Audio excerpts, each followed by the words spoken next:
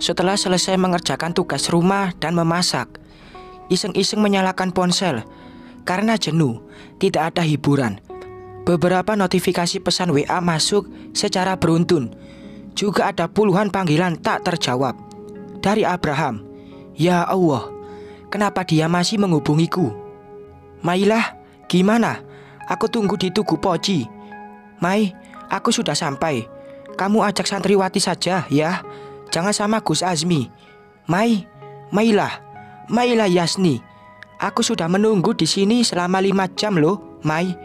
Aku tidak akan berhenti mengganggu kalau kamu tidak menemuiku. Beberapa pesan yang sempat aku baca membuat sesak sekaligus nyeri rasanya dada ini. Tolong jangan ganggu aku, Bram. Aku sudah bahagia hidup bersama Gus Azmi. Sen. Siapa tahu setelah ini dia tidak lagi menghubungi. Centang 2 biru. Tandanya Abraham sudah membaca pesan tersebut. Ya Tuhan, aku tahu dia pasti sangat sakit dengan semua ini. Pun dengan diriku. Kalau boleh jujur, selama ini aku selalu berusaha menyembunyikan luka di depan Gus Azmi. Berusaha selalu tersenyum, bermanja ria, semata karena menjaga perasaan suamiku. Dia orang baik dan soleh, tidak pantas untuk disakiti. Karena mungkin takdirku harus dengan dia, lelaki soleh yang akan membimbingku hingga ke surga nanti, insya Allah. Berjingkat kaget ketika ponsel dalam genggaman berdering sekaligus bergetar. Abraham memanggil, akan tetapi aku abaikan. Ingin menjaga marwah seorang istri, tidak mau menambah dosa jika masih berbicara dengan laki-laki yang bukan mahramku. Ting. Sebuah notifikasi pesan kembali masuk. Karena sudah lebih dari 5 kali dia memanggil, tetapi aku abaikan. Mailah, aku ada di depan gerbang pesantren. Dari semalam aku menunggu kamu di sini, tapi semua pesan dan panggilan kamu abaikan. Tolong temui aku sekali ini saja, Mailah. Aku mohon. Isi pesan dari Abraham disertai emoji menangis.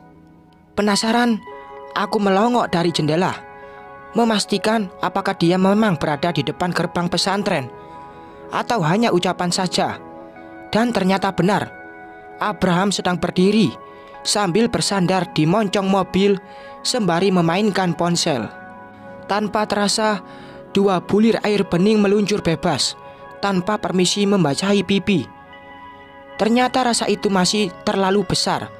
Aku masih sangat mencintai Abraham dan belum bisa menerima Gus Azmi dengan sepenuh hati. Andai saja tidak dosa, aku akan nekat keluar menemui dia tanpa mempedulikan perasaan suami juga omongan orang-orang sekitar. Maafin mas, ya dek. Sebuah tangan kekar bertengger di pinggang hingga membuat aku memekik kaget. Ya Allah, Gus, aku pikir Abraham masuk dan langsung memelukku. Sudah, jangan menangis. Mas janji, Mas akan selalu membahagiakan kamu. Tolong lupakan Mas Bram, dek. Karena kita sudah menyatu dan Mas tidak akan bisa melepaskan kamu sampai kapanpun. Dia membingkai wajahku, mengusap jejak air mata di pipi sambil menatap sendu. Ada luka terlihat di dalam sana. Lagi dan lagi aku telah menyakiti hatinya, merobek-robek perasaannya, membuat dia menitikkan air mata. Aku minta maaf, Mas. Demi Allah, aku sedang berusaha mencintai jenengan sepenuh hati. Tolong bimbing aku, ye. Jangan sampai aku salah melangkah. Membalas tatapan pria itu. Pasti, sayang. Insya Allah, dalam waktu dekat, Mas akan membuat kamu jatuh cinta sama Mas dan melupakan cinta adik sama Mas Bram. Dia mengusap pucuk kepalaku dengan penuh cinta. Senyuman tidak lepas dari bibirnya, membuat diri ini salah tingkah jika terus ditatap seperti itu. Jenengan kok sudah pulang? Kangen sama adik, sekalian mau makan siang bareng. Adik masak apa? Kalau ndak masak, biar masmu belikan makanan di luar. Sudah masak kok, tapi ndak tahu jenengan suka atau tidak. Soalnya adik, aku nggak tahu makanan kesukaan jenengan itu apa. apapun yang adik masak, Mas pasti suka. Ia merangkul pundakku, berjalan bersisian menuju dapur. Kami santap siang bersama, menikmati masakan sederhana yang aku olah. Hanya sayur asem, ikan asin, tempe goreng, dan sambal petai. Tetapi aku lihat Gus Azmi begitu lahap menyantap makanan tersebut. Keringat sebiji jagung menitik di dahi, membuat dia terlihat semakin mempesona.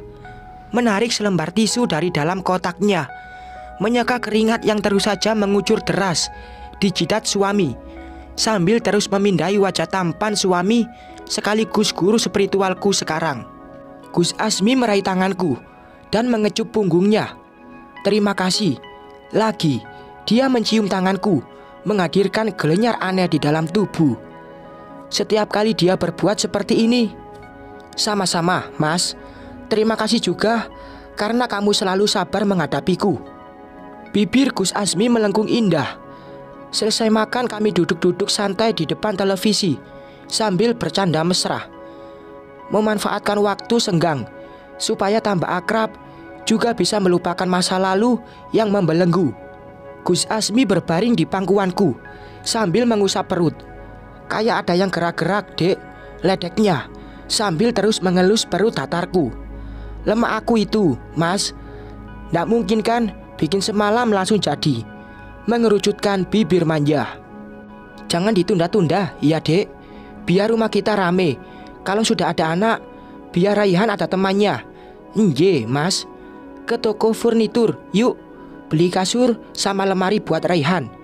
Biar dia ikut tinggal di sini. Uangnya Raihan masih sama Bram, Mas. ATM-nya dia yang pegang. Soalnya waktu itu Mas Ibnu masih suka mengganggu. Makanya Bram yang simpan itu ATM, biar aman. Gus Azmi menghela napas panjang dan mengembuskannya perlahan. Sayang, Raihan itu anaknya Mas juga. Jadi dia juga tanggung jawab Mas sepenuhnya. Insya Allah Mas akan memberikan yang terbaik untuk dia dan anak-anak kita nanti. Tidak akan membeda-bedakan. Masa cinta sama mamanya gak sayang sama anaknya. Lagi, dia menarik hidungku. Lama-lama bisa panjang seperti Pinocchio hidungku ini. Terima kasih, Mas. Mencium pipi Gus Azmi. Jangan cium-cium, nanti gak jadi pergi. Lelaki dengan garis wajah tegas itu terkekeh. Cium doang gak boleh, kan halal. Menyilangkan tangan di depan dada. Minta lebih juga boleh kok, Dek. Maunya jenengan itu mah. Ayo, jadi jalan-jalan gak? Biar gak sumpek di dalam rumah terus. Dia beranjak dari pangkuanku, kemudian masuk ke dalam kamar, berganti pakaian, dan mengajakku pergi membeli beberapa perlengkapan rumah untuk mengisi kamar Raihan. Bersambung.